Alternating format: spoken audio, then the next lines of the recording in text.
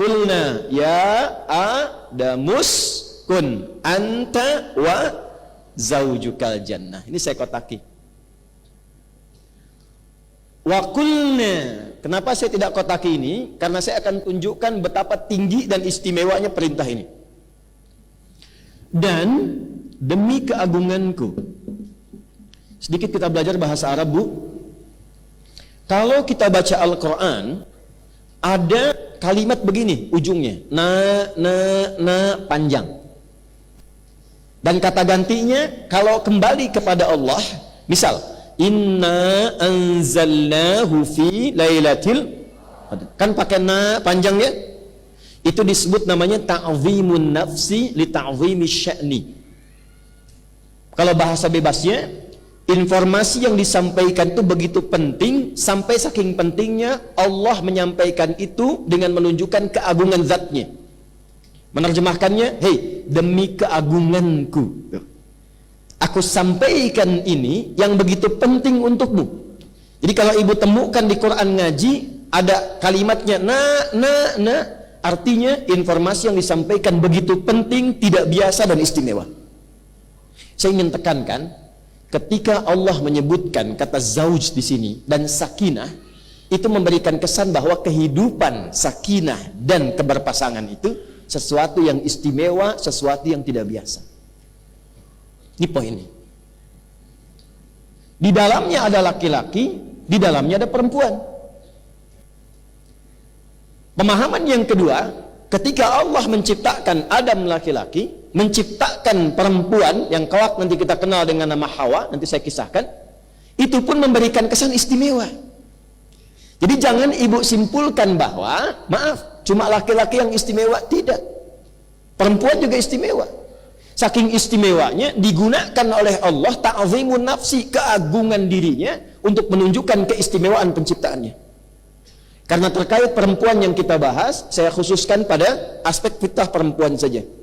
Maka di titik pertama ini saya ingin tekankan, ketika Allah kemudian memilih kelahiran dari rahim seorang ibu, keluar misalnya laki-laki, keluar perempuan, maka jangan banyak mengeluhkan apapun, karena apa yang telah Allah tetapkan itu istimewa untuk kehidupan kita. Jelas? Lahir perempuan, alhamdulillah. Lahir laki-laki, alhamdulillah. Nanti saat masuk materi kehidupan rumah tangga, saya akan bahas lebih jauh. Tapi singkatnya begini, kalau terlahir satu anak dengan gender apapun yang dilahirkan, itu pasti membawa sifat khusus untuk melengkapi kebahagiaan di rumah tangga. Karena itu tidak ada satu pun anak itu yang sifatnya sama, pasti beda. Ibu boleh cek deh, ada 5 anak, itu kelima-limanya pasti beda karakternya. Jangan merasa akan disamakan, tidak. Dan setiap anak itu dia akan membawa karakter yang menyempurnakan kekurangan di ayah ibunya, plus menyempurnakan kebahagiaan di keluarga besarnya. Jadi kalau suami kurang, disempurnakannya oleh istri. Istri kurang, disempurnakannya oleh suami. Suami istri kurang, yang menyempurnakan siapa? Sifat anak-anak. Sifat anak-anak. Makanya berbahagialah ibu kalau ada anak aktif misalnya. Sebab kalau dia diam saja, nggak akan keluar karakter ibu. Kreativitasnya nggak akan muncul. Nah, sini Alex. Sini ke mama. Diem aja. Ya. Pasti anak 1, anak 2, anak 3 itu punya karakter khusus yang menyempurnakan keadaan orang tuanya. Yang dahsyat, kadang dia menjadi landasan kebahagiaan untuk mewujudkan harapan kedua orang tuanya. Orang tuanya udah nabung, nggak mampu lama, anaknya divonis bahkan secara medis tidak ideal, ya. Tapi ternyata Allah anugerahkan cepat dia menghafal Quran dan haji kedua orang tuanya justru karena dari anak yang dianggap cacat itu. Makanya hati-hati ya. Maka wazaujuka, ini Adam, yang ini zauj menunjuk kepada pasangannya, perempuan. Namanya belum kita sebutkan. Sudah? Kesimpulan pertama, saat Allah menciptakan perempuan sebagai pasangan Adam alaihissalam, memberikan kesan yang pertama bahwa perempuan dicipta dalam keadaan istimewa.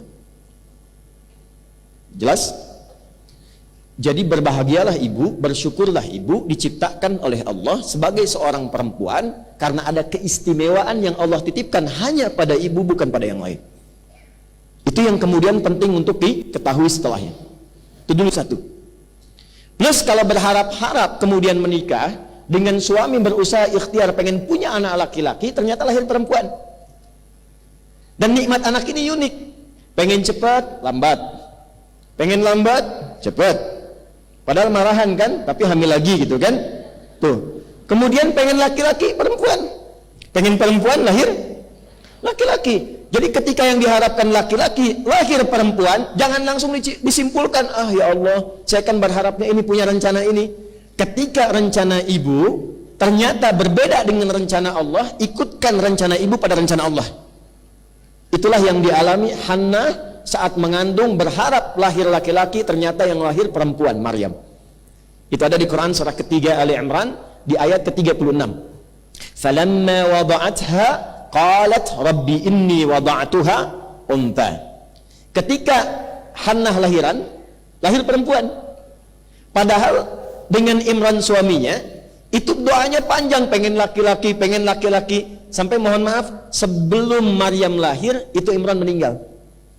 Jadi Imran itu tidak menyaksikan kelahiran Maryam. Begitu kemudian lahiran, lahir perempuan. Kata ibunda Maryam, ya, Sayyidah Hannah, ya, rahimahullah, beliau berkata, ya Allah, kok perempuan ya? Maksudnya saya menyiapkan garis laki-laki supaya mewarisi sifat-sifat ayahnya, meneruskan kemudian misinya, lahirnya perempuan. Apa jawaban Allah? Ibu tolong garis bawah ya. Wallahu a'lamu bima wada'at wa laysa dzakaru kal untha. Aku lebih tahu keistimewaan dan hikmah kelahiran bayi ini, dan tidak sama keistimewaan laki-laki dengan perempuan. Perempuan pun ada keistimewaan yang tidak dimiliki laki-laki. Itu poinnya. Ayat ini adalah pembuktian bahwa Islam melalui Al-Quran mengangkat derajat perempuan. Jadi sebelum ada isu-isu di luar tentang gender, tentang perempuan dihormati, dihargai, Islam itu sudah menempatkan sesuai fitrahnya. Jadi Bu, maksud saya, cukuplah ibu ngaji Quran, ngaji hadis, ibu terhormat. Dan yang menempatkan itu Allah. Karena saya melihat aktivis perempuan kekinian itu lebih mengambil teori-teori yang justru dalam teori itu merendahkan derajat perempuan yang sudah Allah tinggikan.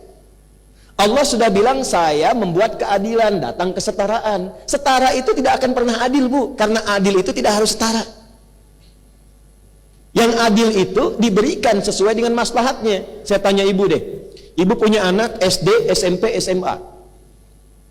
Anak SD ibu kasih 10.000. Anak SMP ibu kasih 10.000. Anak SMA ibu kasih 10.000 juga. Saya tanya, setara nggak? Setara. Karena sama. Adil tidak? Tidak, karena beban anak SMP tidak sama dengan SD. Beban SMP tidak sama dengan S. Jadi tidak melulu yang harus dimiliki laki-laki, perempuan harus punya. Tidak setiap yang dikerjakan perempuan, laki-laki harus punya. Jadi adil itu tidak harus setara. Problemnya setara, yang dibawa itu kesetaraan, bukan keadilannya. Jelas sampai sini? Oke, jadi saya ingin berikan motivasi, bangga dulu sebagai apa? Wah, nanti di pengajian bapak-bapak saya akan sampaikan bangga sebagai laki. Supaya adil. Nah, maaf ya, saya agak semangat, maksud saya itu supaya betul-betul optimis. Karena saya perhatikan sekarang sudah jadi perempuan, pengennya jadi laki-laki. Ya, ada yang sebaliknya juga. Ada razia, begitu ketangkap, nama siapa? Nia, Pak. Nama Nia. Nama lengkap yang betul Kurniadi. Udah singkat tuh. Satu. Dah. Sampai di sini dipahami?